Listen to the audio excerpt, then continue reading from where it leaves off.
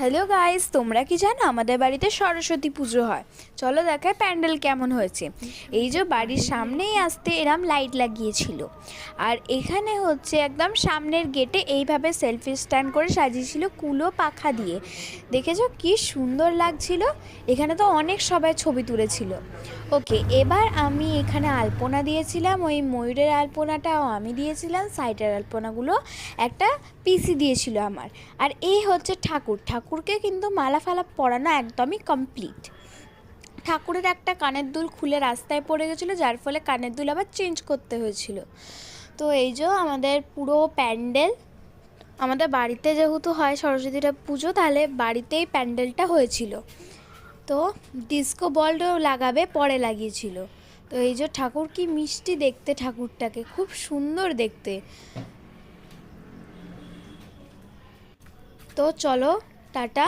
তো এটা হচ্ছে সরস্বতী পুজোর দিন, সারাদিনের পুজো রেকর্ড করা হয়নি, এখন হোম হচ্ছে, টাইম পেয়েছে। এটা আমার বোন, ভাই, ঠাম্মি, বাবা আর মা।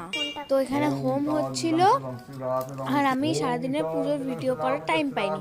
ওটা মা সরস্বতী বসে আছে, আর এটা গপু, তোমরা হয়তো একে আগেও দেখেছো। আজকে আমি গপুকে অনেক দিন পর চান করালাম। ওই যে আরও দুজনে আসছে, এখানে হোম হচ্ছিল। তো এখানে হোম হচ্ছিল, আর উপরের আগুনটা এত জোরে উঠছিল মনে হচ্ছে এই পুড়ে গেল। তো এটা এখন সন্ধেবেলা, আমরা যাব এখন ঠাকুর দেখতে। আমার যে বেস্ট ঠাকুর লেগেছে সেগুলো তোমাদের আমি শেয়ার করব এই ভিডিওতে। এটার কিন্তু পার্ট 2ও চলে এসে, পার্ট 3 ও হয়ে গেছে মনে হয় পার্ট 3, বা জানি না। চলো এবার যাই রেডি হতে। তো এই যে একটা ঠাকুর যেটা আমার বেস্ট লেগেছে, এটা হচ্ছে মানে ওই ঠাকুরটার প্যান্ডেল। আর এখনকার দিনের সময় সব বোঝাতে চেয়েছিল, আমার যে দেখে মনে হলো।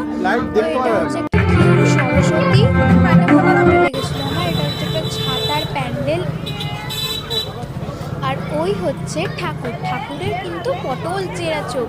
এই ঠাকুরটাও আমার খুব ভালো লেগেছে পার্সোনালি।